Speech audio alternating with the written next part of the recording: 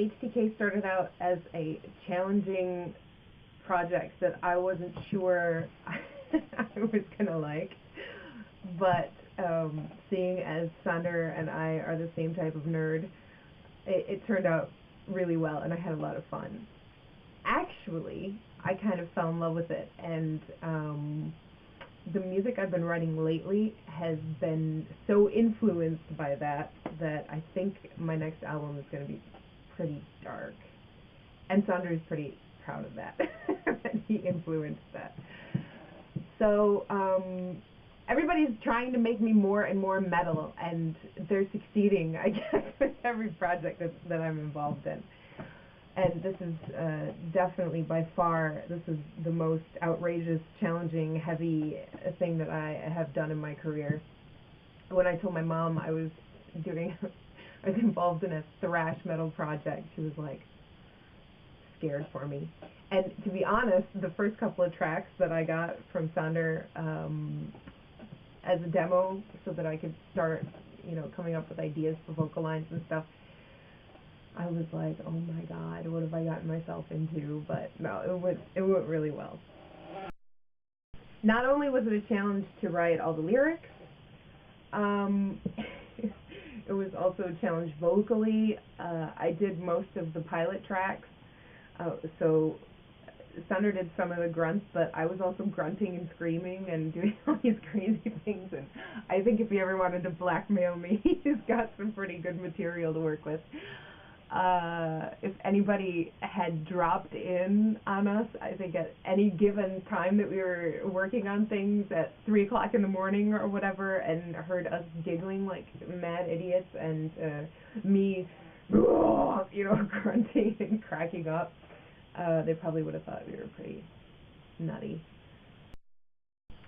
Also, I sang in a totally different way than I have ever sung on pedestal, for example, pushing the gas pedal all the way to the floorboards, and I'm not used to that, but I was pretty happy with the way that it turned out, and I guess, a little ass kicking by your own self is good now and then to test your limits.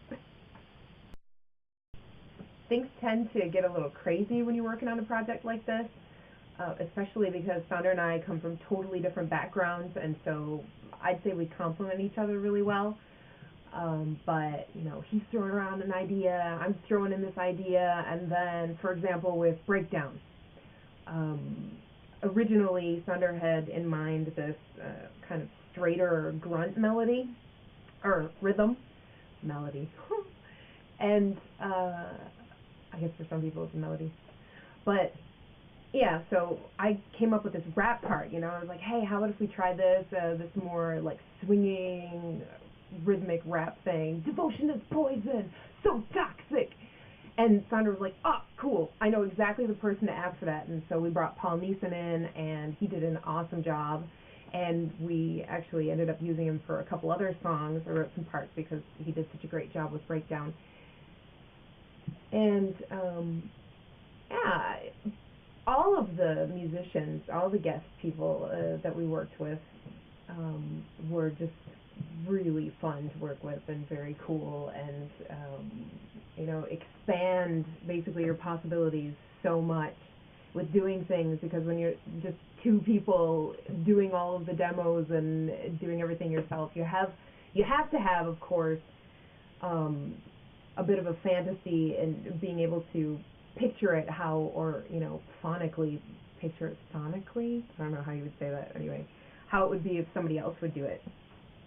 So to actually bring those people in and hear it come to be, it was really exciting.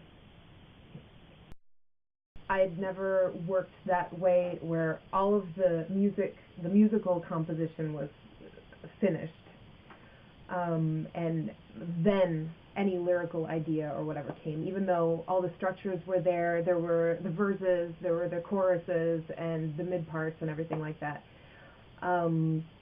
So even though Sander had ideas and emotions and things that he wanted to do, there was really nothing there in terms of vocal lines or lyrics. So that was really tough, because you have a specific measure that you have to work with.